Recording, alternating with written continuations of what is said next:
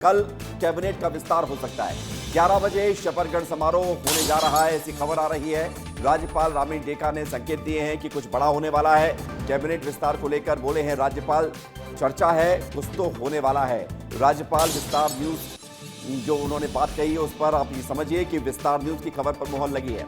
विस्तार न्यूज ने 1 घंटे पहले ही बताया था कि कल शपथ हो सकती है, नए मंत्रियों की कैबिनेट एक्सपेंशन हो सकता है। उसके बाद राज्यपाल ने ये कहा कि कुछ होने वाला है, 3 विधायक मंत्री पद की शपथ लेंगे। ये खबर आ रही है, विस्तार न्यूज की खबर पर मोहर लगती हुई नजर आ रही है। बहुत बड़ी खबर है, कल कैबिनेट विस्तार को लेकर पूरी संभावना है। राज्यपाल रमेश डेका ने इसको लेकर संकेत दिए हैं।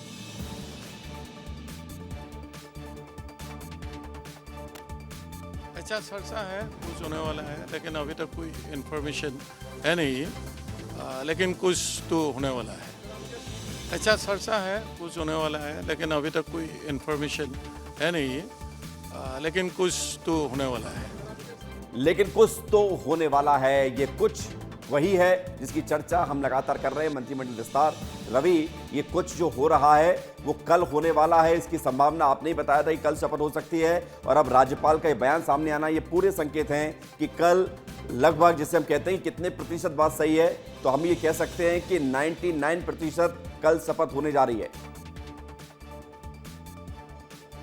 विवेक, कह दीजिए कि 100% ये बात सही है, क्योंकि कल मंत्रिमंडल का विस्तार होना लगभग तय माना जा रहा है। क्योंकि अब इसका जो अब तक सूत्रों के हवाले से खबर चला रहे थे, सूत्रों के हवाले से जानकारी दे रहे थे कि अब कैबिनेट विस्तार 20 अगस्त को होने वाला है। सुबह 11 बजे के आसपास कैबिनेट विस्तार के लिए समय तय कर दिया गया है। तो इसमें एक और बड़ी जानकारी सामने आ गई है कि राजभवन में तैयारी शुरू हो गई है।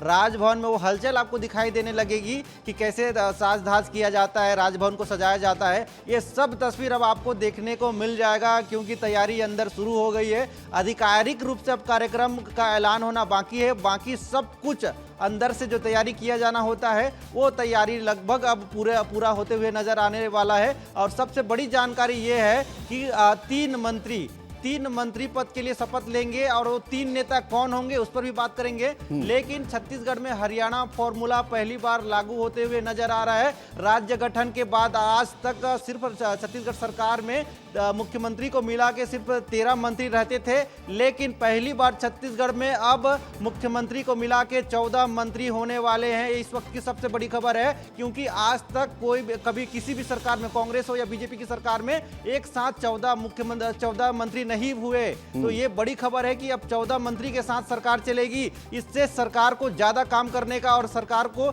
ज्यादा मंत्रियों के साथ काम करने का मौका मिलेगा, और इससे ज्यादा काम आपका कॉन्फिडेंस देखकर लग रहा है, जैसा आपने कहा कि 100% बात है, ये तय है कि कल शपथ होने जा रही है।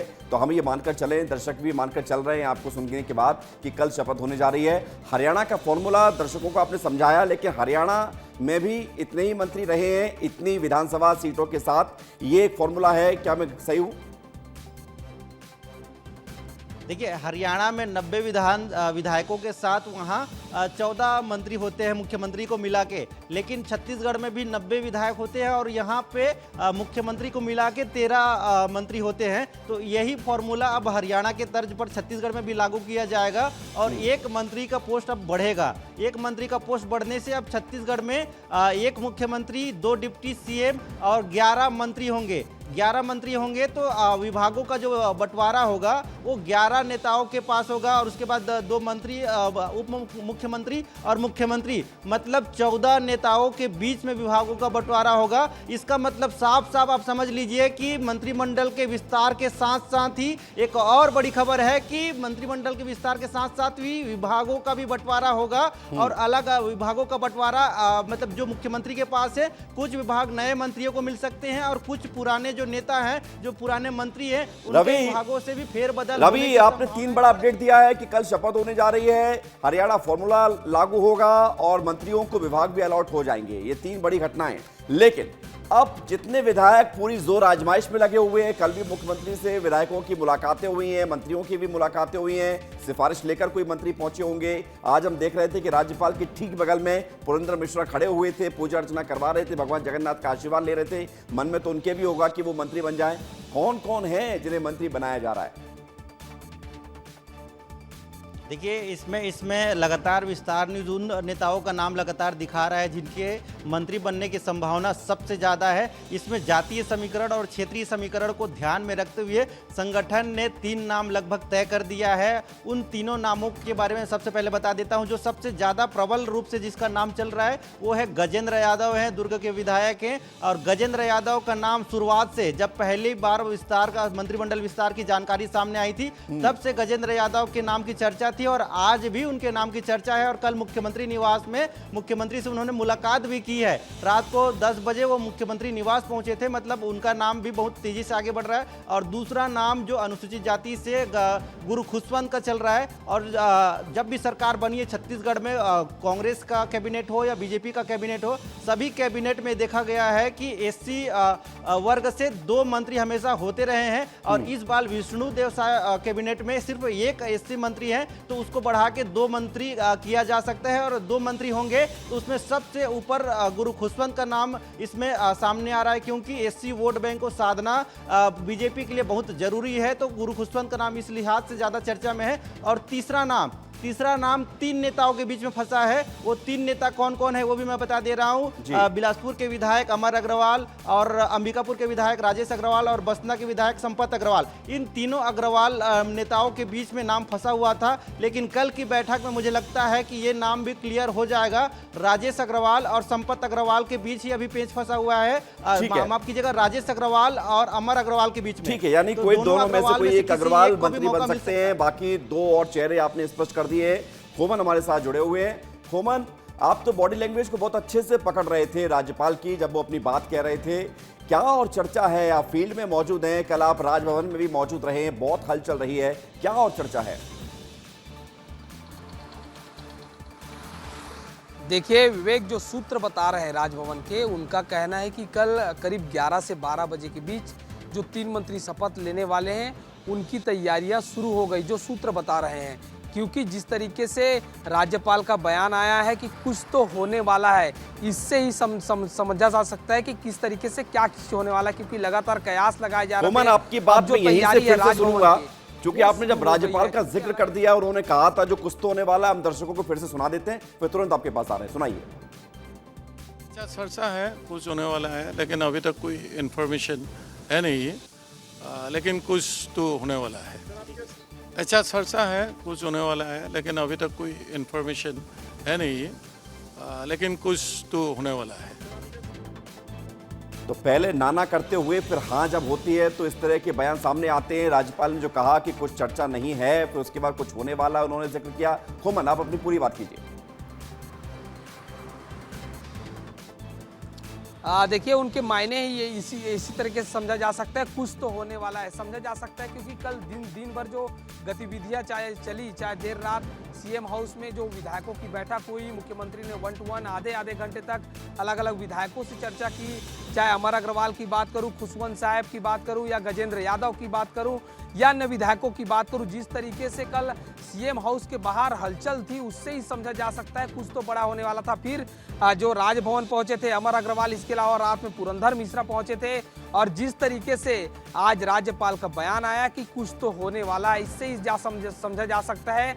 और जो सूत्र बता रहे हैं राजभवन के, उनका यही कहना है कि जो तैयारियां हैं वो शुरू कर ली गई है। क्योंकि जो समय है वो निर्धारित नहीं किया गया। हालांकि कल सुबह से 10 बजे से लेकर 12 के बीच जो है वो शपथ ग्रहण हो सकता है, ये सूत्र बता रहे हैं। तो कुल मिलाकर राजभवन में तैयारी शुरू कर ली गई है। बिल्कुल, तो ये बड़ी खबर आपको बता रहे हैं। खोमन हमें राजभवन से रिपोर्ट कर रहे हैं।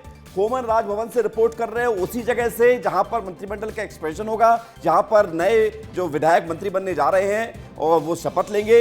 लेकिन रवि, जो खबर आप बता रहे थे वो बड़ी खबर आ गई है कि 3 जो चेहरे मंत्री बनने जा रहे हैं उनमें से 2 के नाम क्लियर हैं। रवि ने हमें ये बताया है कि 2 पर उसमें से कोई किसी एक को चुनना है, लेकिन जो 3 नए मंत्री बनने हैं वो हरियाणा फॉर्मूले पर बनाए जाएंगे। विधायक गजेंद्र यादव का नाम लगभग तय माना जा रहा है, विधायक गुरु खुशवंत सिंह का नाम भी तय माना जा रहा है।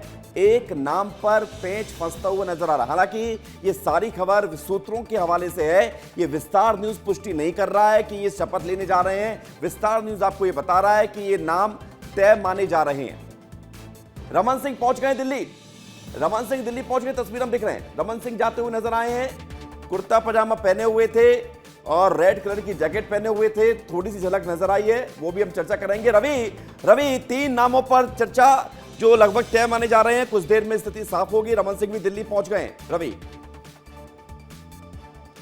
विवेक देखिए, छत्तीसगढ़ में जिन 3 नामों की हम लगातार चर्चा कर रहे हैं, 3 नामों के बारे में क्यों वो हो सकते हैं वो भी जानकारी बता रहे हैं, क्योंकि इनके नाम को लेकर राजनीतिक गलियारों में सबसे ज़्यादा चर्चा है। और ये 3 नाम जो कल मुख्यमंत्री निवास में गए थे, जो चार नेता 4 विधायक जो मुख्यमंत्री निवास गए थे, उन चारों के बारे में बता देता हूँ। सबसे पहले तो राजेश अग्रवाल गए थे मुख्यमंत्री निवास, उसके कुछ देर बाद गुरु खुशवंत मुख्यमंत्री निवास पहुंचे थे। फिर उसके बाद अमर अग्रवाल वहां पहुंचे थे। अमर अग्रवाल के बाद वहां पे गजेंद्र यादव भी पहुंचे। मतलब ये 4 लोगों के नाम को लेकर खूब चर्चा थी। और इसी बीच सभी मुख्यमंत्री निवास जाते हैं, मंत्रिमंडल विस्तार के बीच मुख्यमंत्री निवास जाते हैं, तो सबसे ज्यादा चर्चा इन्हीं के नामों को लेकर हो रही है। लेकिन बीजेपी कुछ भी कर सकती है, हमेशा चौंकाने वाली पार्टी मानी जाती है बीजेपी। तो कुछ हैरान करने वाले नाम भी अगर कल देखने को मिल जाए तो इसमें कोई हैरानी नहीं होगी। बिल्कुल, ये बड़ी बात कही। और इसलिए मैं आ रहा था रवि आपसे पूछने के लिए सवाल, चूंकि आपने जिक्र कर ही दिया है,